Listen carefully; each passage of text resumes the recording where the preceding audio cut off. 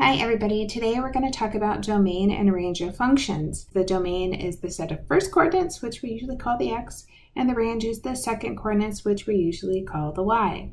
Today we just want to look deeper into what does that mean. So as we do this, we are going to start by looking at expressing domain and range as interval notation. When you write interval notation, you want to start with the smallest number first, and then you want it to get larger. So we're always reading left to right, just like we do words, we do math the same way. You use parentheses anytime you want something to be open, and use a bracket anytime you want something to be closed. Let's start by just taking an example from a chart, and this one says the internet crime business is booming. So when we look at this, the domain would be the years. It's what's my input. So I start with what the year is, and then the output is how much money was spent, how much money was lost because of internet crime. So if I wanted to express the domain of this function, and if I want to write it as an interval, I would do a closed bracket and say we started in the year 2015 and we stopped at the year 2021. So I have my smallest to my largest. And then the range, I look for what was the least amount of money that was lost, and it happens to be in 2015, it was 1.1 billion. And then the most, as I'm reading left to right, I see that 6.9 happens to be the most, so I said 6.9 and it's closed.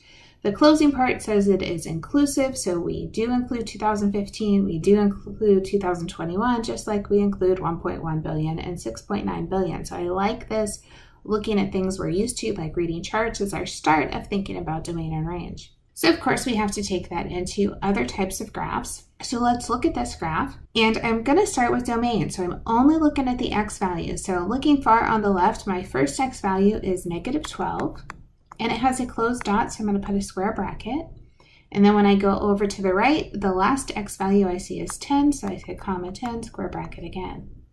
For the range, I need to look up and down. So when I look down, the smallest thing I see is negative 4. Again, including it because it's a closed dot. And then the highest value I see is positive 4, another square bracket. Now, you could be asked to write this as an interval notation, but you could also be asked to write this as an inequality. So as an inequality, we're still saying that we start at negative 12, but we're going to say negative 12 is less than or equal to x, which is less than or equal to 10.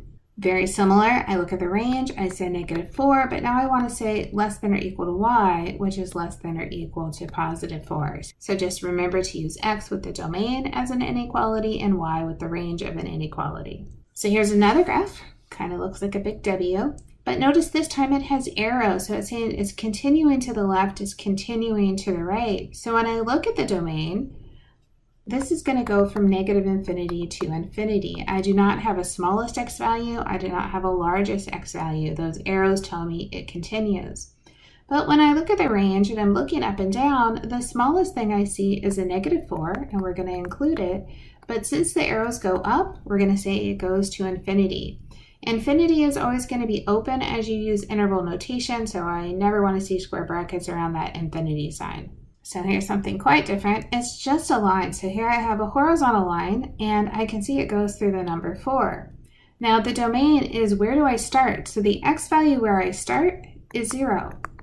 The x value where I stop is 7. So my domain, 0 to 7 inclusive. But the range is a single number. So with a single number, you don't have an interval to write. So when that happens, you're going to write a set, and you just write the number inside of it. So I don't go 4 to 4, I just say singular 4 as my range. A little bit different look, this time I have a closed dot on one side and I have an open dot on the other side. So let's start with domain, and when I'm looking over at the left, I can see I'm starting at 0, closed dot says closed bracket, so 0. Go over to the right and I see I go to 6, but because it's open, I use an open parenthesis. When I look at the range, again looking up and down, the smallest value I see is negative 4, but that's open, so I use an open parenthesis. The highest value I see is 2, so I go to 2 and I say a closed parenthesis. When I have something like this, we call it like half open. You could also say half closed. I think it just depends on how you view it. So you could say half open, half closed, whatever makes you happy.